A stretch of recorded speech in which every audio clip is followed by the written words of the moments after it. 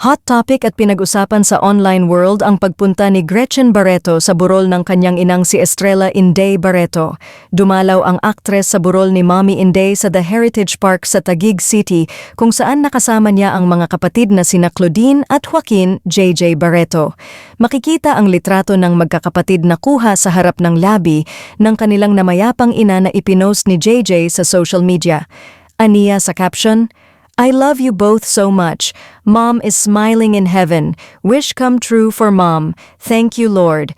Nirepost ni Claudine sa kanyang sariling social media accounts ang naturang photo na may caption na, "Mommy, we're all here, we love you." 7 ang anak ni Mommy Inday at nang yumao na rin niyang asawa na si Miguel Barreto, sina Gretchen, Claudine, JJ, Michelle, Gia, Marjorie at si Mito na pumanaw naman noong September 2025. Bukod kay Gretchen, JJ at Claudine, nasa lamay din ang ilan pa nilang mga kapatid kabilang na dito si Marjorie Barreto na inabangan ng mga netizens ang magiging eksena ng magkakapatid na naging maayos naman ang pakikitungo ng bawat isa.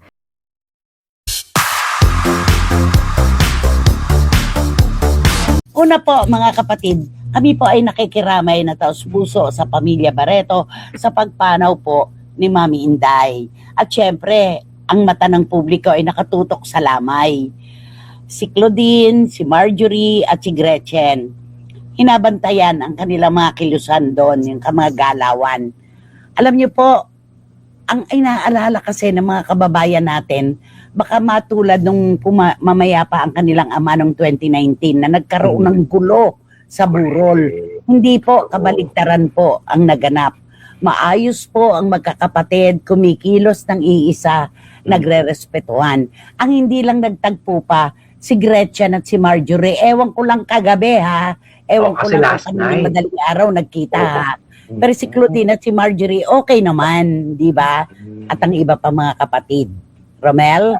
Ito na yung maganda, ito na yung magandang pagkakataon na talaga siguro naman panahon na talaga ang nag-adya sa ganitong sitwasyon na dumating na rin ang puntong siguro nag-mature na talaga lahat sila o talagang mas gusto nila ng kapayapaan sa isa't isa para kung ayaw makita, edi umiwas, kung ayaw magsalita, kung ayaw makarinig ng hindi maganda, huwag magsalita. Para gano'n, rumispeto na lang tayo sa nakaratay nilang ina na si Mommy Inday. Para, walang masabi lahat yung mga nakiburol kasi walang eksenang naganap.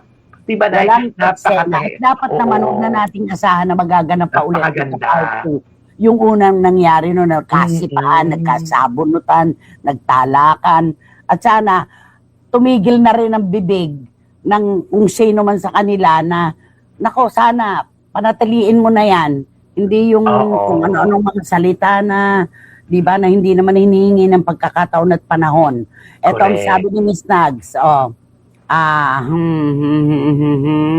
ito, ang bigat naman ito sa totoo lang, kahit anong gulo ng pamilya kapag usapang huling hantungan na, sana manaigang respeto. Nakakalungkot na kailangan bantayan ang pagdalaw nila. Pero hindi mo rin masisisi ang mga tao na mag-abang. Sana lang sa gitna ng pagluluksa, makahanap sila ng kahit konting katahimikan para kay Mommy Inday. Tama. At sabi naman ni Wating-Wating, ano kaya ang sabi ni Wating-Wating? Eto, lamay, pero parang reality show ang peg. Gretchen at Marjorie, hope may peace sa puso ninyo. At wag sana, puro sana lang. Rest in peace, Mommy Inday. Tama yan. O, panalangin natin ang kaluluwa ni Mommy Inday, di ba? Ang inaasahan ko nga dyan na hindi talaga magkakalapit si Marjorie at si Claudine. Pero hindi. Ngayon, si Claudine at si Gretchen, okay naman Okay naman sila Si Marjorie at si Claudine, dahil si Marjorie nakapagsalita na talaga namang lagi na lang siya ang may kasalanan at napaka-naive at victim si Claudine, di ba? Totoo. Ganon. Sana lang naging okay na sila bago pa man mawala si Manang Inday nang sa ganon mas magaan ang paglisan niya. Okay na naman na-okas na sila ngayon and we are happy for that. Pero mas masaya siguro if noon pa nung nabubuhay pa ang nanay nila. Oo, tama yon. Pero yung pagkahabol naman, guys, magdadaro, naging naging maganda ang resulta, di ba? Maganda ang resulta. At alam mo, pagka ganito na pumapanaw ang magulang, di ba?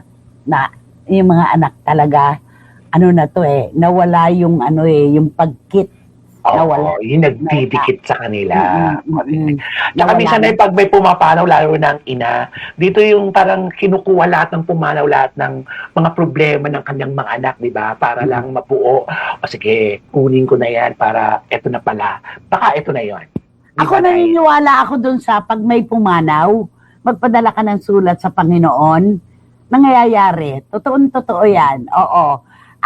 Pagkatapos na mawala ang problema, pag meron ka ulit isang malapit sa puso mo na pumanaw, magpadala ka uli ng sulat sa Diyos, pagpasalamat ka. Oo. Alam mo, totoo yun. Nangyari sa akin yon 2 beses.